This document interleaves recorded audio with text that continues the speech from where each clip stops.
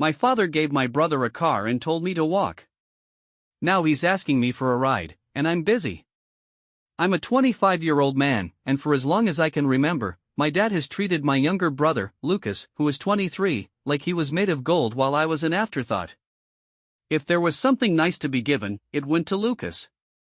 If something needed to be sacrificed, that was my role. It wasn't even subtle birthdays, holidays, regular days, it was always the same pattern. Lucas got new clothes, the latest phone, and expensive trips. I got hand-me-downs and lectures about working hard for what I wanted.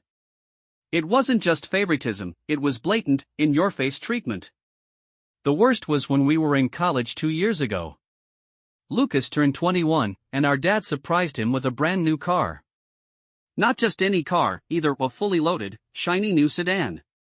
Lucas screamed, hugged our dad, and posted about it non-stop. Meanwhile, I had been working 2 part-time jobs, saving up every penny because when I asked for help getting a car, my dad just laughed and told me to figure it out. And I did. I figured it out by taking buses, walking in the rain, and occasionally getting rides from classmates, all while Lucas flaunted his car, never once offering me a ride, even when he knew I was struggling. Every time I pointed out the unfairness, my dad brushed it off. "You're older, you should be independent by now, or worse, a real man doesn't complain, he hustles." But Lucas wasn't expected to hustle, he got everything handed to him, no questions asked. I worked 2 jobs and finally bought myself a reliable used car. It wasn't fancy, but it was mine, paid for with my own money, no handouts, no daddy's wallet. I covered my own insurance, gas, and repairs. Meanwhile, Lucas treated his brand new car like trash, speeding tickets ignored, oil changes skipped, parking in places he shouldn't. But instead of dealing with the consequences, he ran to our dad, who always bailed him out. He paid the tickets, covered the repairs, and made excuses for him. Over time, I pulled away from both of them. I stopped answering texts unless absolutely necessary. I stopped attending family gatherings where I had to sit and watch my dad fawn over Lucas while I was treated like a guest in my own family. I focused on myself, my career, and my own success. Then last month, karma finally hit. Lucas wrecked his car. He wasn't hurt, but the car was totaled. It was his fault, speeding, not paying attention, and he ran a red light. Dad tried to fix it like he always did, but this time he couldn't. Money was tight. I had already noticed little signs before. Lucas's car wasn't as well maintained, he had been avoiding taking him on expensive trips, and once I overheard him arguing about a late bill on the phone. It turned out all that reckless spending finally caught up to him. He was in debt, barely keeping up with bills, and definitely couldn't afford another car for Lucas. That's when I got the call. Out of nowhere, my dad reached out after months of silence. He didn't ask how I was doing, he didn't check in. He just went straight to it. Lucas needed a ride since he didn't have a car. I should be a good brother and drive him where he needed to go. Oh, and while I was at it, he could also use a lift now and then since his financial issues meant he wasn't keeping his car for much longer.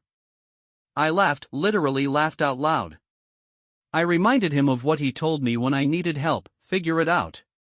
Silence followed, then came the excuses. "It's different, you have a good job now, you can help. Family should support each other." I wasn't buying it.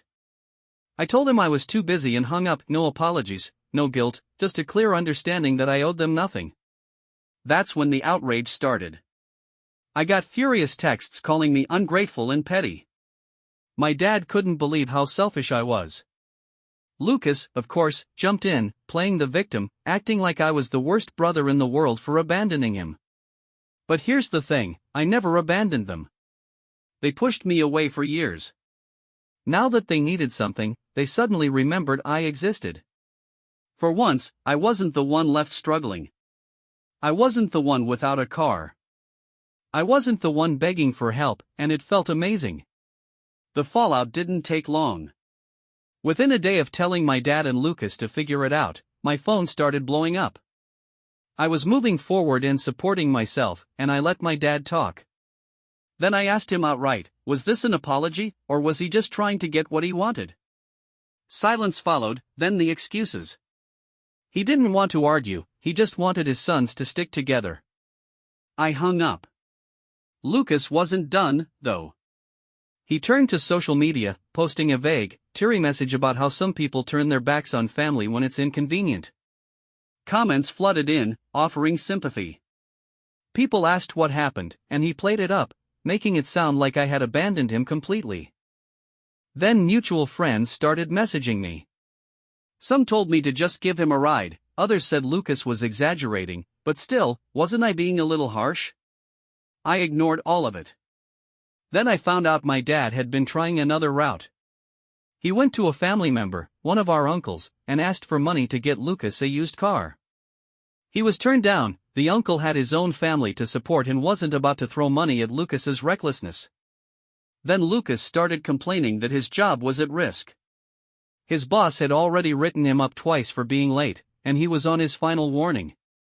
He had already switched departments once to avoid being fired, but now if he lost his job, it would somehow be my fault.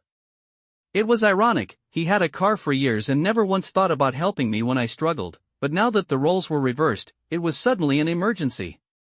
Then I heard through another relative that my dad's financial problems were worse than I realized. He was months behind on bills, debt collectors were calling, and he was struggling to keep up with rent. That's when the final ultimatum came, a long, dramatic message from my dad. Help them, or I was out of the family, no more calls, no more visits. I had to decide if I wanted to be part of this family or if I was turning my back on them forever. I read it twice, then I laughed. I was never really part of this family, not in the way Lucas was. My dad made that clear years ago. I blocked them both, phone, social media, everything, and for the first time in my life, I felt completely free. Blocking my dad and Lucas wasn't the end of it, not even close. If anything, it only made them escalate. The first sign of trouble was when I got removed from the family group chat, no warning, no explanation. 1 second I could see the messages, and the next, I was locked out. Then a cousin sent me screenshots. The chat had turned into a full-on smear campaign. My dad was ranting about how I had turned my back on family and how he never thought I'd be so cold. Lucas was calling me heartless and cruel. Some relatives jumped in, agreeing that I should help because family is family. Others, though, pushed back, pointing out how I had been treated for years. The group split into two sides. Some backed me, saying I was right to walk away, others acted like I had committed some kind of betrayal. A few tried to stay neutral, saying it was a misunderstanding and that we just needed to talk it out. Then my dad messaged me from a new number, a long, fake apology. He understood that he had made mistakes and just wanted to move forward. No mention of the group chat, no acknowledgement of what he had done, just a vague, manipulative attempt to act like he had changed. I blocked the number. Lucas went the social media route again. This time he tagged me directly in a dramatic post about how sometimes the people you trust the most will abandon you when you need them the most. The comments were filled with sympathy, people telling him to stay strong and that he deserved better. Then my friends saw it, and they weren't having it. One by one, they started commenting with receipts, calling out Lucas's lies. Some brought up how he never offered me rides when I needed them, others straight up asked why he expected me to help now when he had ignored me for years. Lucas doubled down at first, arguing with anyone who called him out. He posted long, defensive comments about how he was just telling the truth and how he couldn't believe how cruel people could be.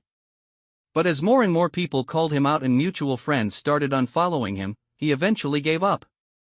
By the next day, the post had quietly disappeared. But the real escalation happened at work. A coworker pulled me aside, saying someone had called the office asking about me, claiming to be a concerned family member. When they asked for a name, the caller hung up. The next day, my boss called me into his office. It turned out my dad had called, pretending to be worried about me. First, I saw Lucas's face twist like he had just bitten into something sour. My dad, on the other hand, immediately switched into performance mode.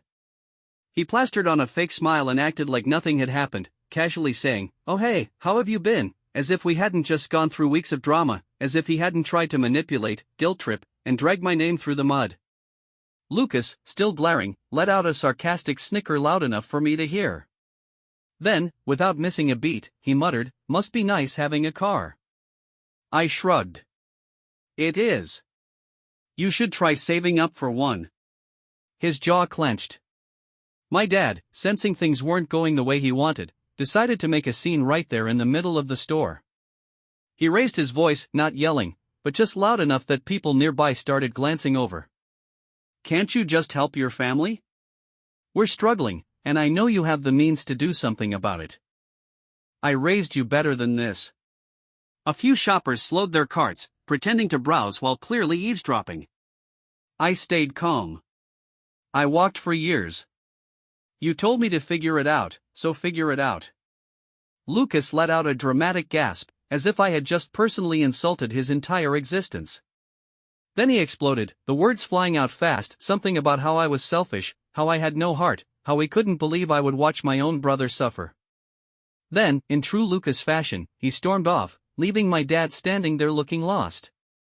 A woman nearby, probably in her 50s, turned to me and smiled. Good for you, she said under her breath. Don't let them guilt you. My dad must have realized the pity act wasn't working because he mumbled something under his breath and hurried after Lucas. By the time I finished shopping and got home, Lucas had already taken the drama online, a passive-aggressive post about how sad it is when your own blood turns their back on you. More sympathy comments, more people telling him to stay strong. Mutual friends started messaging me, asking what happened, and I ignored them. Then late that night, a message popped up from an unknown number. It was my dad, a long paragraph about how he had no choice but to reach out because things were getting desperate. He needed my help co-signing a loan to get Lucas a used car, not even buying it, just co-signing. I blocked the number without responding. They were never going to change, I thought. I had hoped blocking my dad and Lucas would finally put an end to their nonsense, but I was wrong. A few days after the grocery store incident, a coworker pulled me aside at work. Someone had been calling the office repeatedly asking for me, no name, just a concerned family member wanting to check if I was doing okay. That set off alarm bells immediately. I hadn't told anyone in my family where I worked, so whoever was calling had to be digging. Then my boss called me into his office. Apparently, someone had called HR claiming to be a former mentor, expressing concern about my well-being. He had been vague, dropping hints that I was struggling emotionally and might not be fit for work. Thankfully, my boss in HR saw through it. They recognized manipulation when they heard it. My boss knew my work ethic and had no reason to take it seriously. He reassured me that HR had already flagged my file to ignore any future calls from my dad. If he tried again, security would handle it. I thought that was the end of it. Then Lucas tried his luck a few days later. Another call came in, this time it was my so-called worried brother asking if I was under a lot of stress lately and if my job could go easy on me. A co-worker answered that call, and instead of playing along, they hit Lucas with pure sarcasm. Oh, he's doing great. He's been loving life, enjoying his car, and thriving. Should I take a message? Lucas hung up immediately. Minutes later, my phone buzzed with a text from him, a furious rant about how humiliating it was to be mocked by my own coworkers, how I was turning everyone against him and making things worse. I didn't respond. Then my dad switched tactics. Since direct contact wasn't working, he dragged in another family member, our uncle. I got a call from my uncle, who rarely ever reached out. He sounded hesitant, saying he had heard that I was being really harsh toward my dad and Lucas, that family should stick together, and that whatever had happened, we should move past it. I asked him exactly what my dad had told him. It turned out my dad had painted a completely different story. In his version, he had done his best to be a good. My dad had apparently given Lucas a final warning at work. If he didn't fix his attendance issues, he'd lose his job. Then I received another piece of news: my dad was months behind on rent. The financial issues he had always ignored were finally catching up to him. That's when he made his final move, a long voicemail, over 5 minutes long.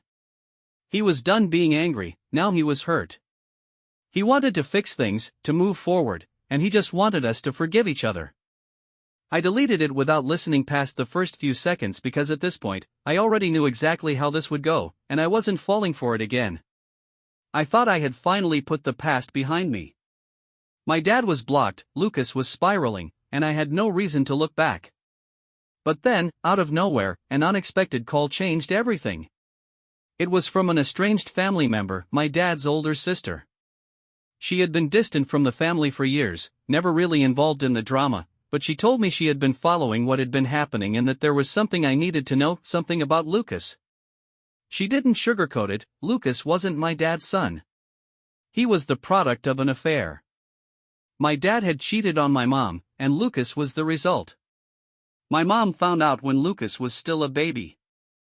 The reason she divorced my dad wasn't just because of his favoritism, it was because she knew the truth and decided to walk away quietly rather than let the whole thing blow up and ruin my childhood. But my dad? He couldn't walk away. He had spent years overcompensating, spoiling Lucas rotten to make sure he stayed close to him. He wasn't just his favorite, he was his guilt personified. Everything suddenly made sense, the endless gifts, the excuses, the way my dad never let Lucas face consequences but always expected me to struggle. He had been trying to buy Lucas's love to ensure he didn't one day leave him the way my mom had. In doing so, he had thrown me aside like I didn't even matter. I called my mom right after. She didn't deny any of it. She had kept it quiet because she didn't want to drag me through the mess when I was a child. She figured that eventually, I'd see the truth on my own, and she wasn't wrong. She also told me something else. She had never hated Lucas. She had never blamed him, but she had always known that he was growing up to be entitled because my dad never let him fail. She had seen it coming, but it wasn't her place to step in. I sat with that information for a while. My dad had never chosen me, not once, and Lucas had never needed to work for anything because he had always been Daddy's special boy. It didn't change anything, but it explained everything. Just as I was processing all of this, Lucas reached out again with a simple text, "We need to talk." I ignored it at first, but he was persistent. Messages kept coming. This wasn't like before, he wasn't raging or guilt-tripping. He was asking to talk. So, out of curiosity, I finally responded. At first, he was unusually polite, almost friendly, bringing up old memories as if we were close again. But the moment I asked why he was really reaching out, his tone shifted. He didn't want to fix things, he wanted something. His boss had finally had enough of his constant lateness. He had one last chance, get reliable transportation or lose his job. That's why he suddenly understood, that's why he wanted to make things right. He thought he could manipulate me the way he had manipulated my dad his entire life. I asked him outright, if he had a car, would he even be talking to me right now? Silence. Then instant rage. The real Lucas came out fast. I was an arrogant jerk for thinking I was better than him. He called me selfish and pathetic, said I was making life harder for no reason. I didn't respond. I blocked him for good, and this time I felt nothing. I had finally cut my father and Lucas out of my life for good, no contact, no guilt, no regrets. I figured that was the end of it. But then a letter arrived that changed everything. It was from a lawyer's office, addressed directly to me. At first, I thought it was some scam, but when I opened it, I saw something I never expected. I had been left an inheritance. I remembered an old family friend, someone who had always admired how I worked hard despite everything. I hadn't spoken to them in years, but they always told me they respected my independence. Now it seemed they had left me a parting gift. Apparently, a distant relative, someone I barely even remembered, had passed. Of course, it didn't take long for my dad and Lucas to find out. The first message came from my dad, out of nowhere. After months of silence, he sent a sickeningly cheerful message saying he had heard the good news and wanted to talk. Then Lucas reached out, suddenly proud of me and wanting to start fresh, to rebuild our bond. I ignored them both, but they weren't done. My dad called, something he hadn't done since his last guilt trip voicemail. This time, his tone was completely different, the desperation was thick. He said he was about to lose everything, that bills were stacking up, and he had nowhere to turn. He needed my help. I reminded him of what he had always told me, figure it out. He went silent, then hung up. Not even an hour later, Lucas took it online, posting another dramatic message about how family should stick together, how money changes people, and how he was so happy for me but so sad that I had turned my back on my own blood. I didn't have to do anything, my uncle stepped in publicly. He called Lucas out for the years of favoritism, the manipulation, the entitlement. He didn't just shut him down, he exposed everything. Lucas deleted his post within minutes, but my dad wasn't done. One last voicemail came through, sobbing, saying he had nowhere to go, that he had lost everything, and that he just wanted his son back. I deleted it without listening past the first few seconds. Then I made my final decision. I was going to donate part of the inheritance, but only to charity. When Lucas found out, he completely lost it, a full-on meltdown. Another vague post, this time not so subtly calling me a monster for giving money away while my own family suffered. I blocked him permanently, and for the first time, I felt completely, truly free. It didn't take long for my father's entire world to collapse. I heard through a relative that he had finally been evicted, months of unpaid rent had caught up to him, and his landlord had had enough. With no savings and nowhere to turn, he had started couchsurfing, bouncing between distant relatives who would let him stay for a few nights before sending him on his way. Lucas wasn't doing any better. Without reliable transportation, he had lost his job. He had been pushing his luck for too long, showing up late and making excuses. Eventually, his boss got tired of it and let him go. He moved in with a friend, but that didn't last long either. Apparently, Lucas was just as entitled there as he had been at home. He didn't pay rent on time, expected his roommate to drive him everywhere, and treated the place like his personal hotel. The friendship didn't survive, and he was forced to find somewhere else to stay. Then came the last attempt. A letter arrived in my mailbox, no return address, but I recognized my dad's handwriting immediately. It was long, full of sob stories and empty apologies. He admitted that he had made mistakes but insisted that family should support each other. He just needed a little help to get back on his feet, not even a lot, just enough to start over. I read the entire letter, then set it aside and felt nothing, no anger, no sadness, just indifference. I didn't respond. Instead, I focused on my own life. I moved into a better apartment, upgraded my car, and kept thriving. I started traveling, experiencing life on my own terms. For the first time, I was truly free. Lucas made one last desperate attempt, but not directly to me. He tried guilt-tripping my mom. It didn't work. My mom shut him down immediately, telling him that he had reaped what he had sown, that he had every opportunity to change but chose to stay entitled, and that I owed him nothing. Then the final piece of karma hit. My dad's reputation, the one he had built on lies and manipulation, was destroyed. People started seeing him for what he really was. The relatives who once defended him stopped responding to his pleas for help. The friends who once believed his sob stories cut him off. He had burned too many bridges, and now there was no one left to take him in. Then I made my final decision. I wrote one last letter. I was always told to figure it out, so I wrote, "Figure it out."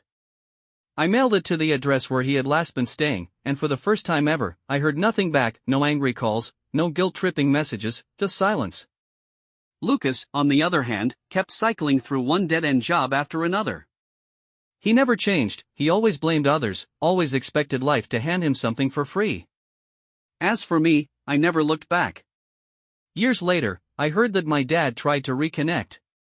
He sent messages through distant relatives.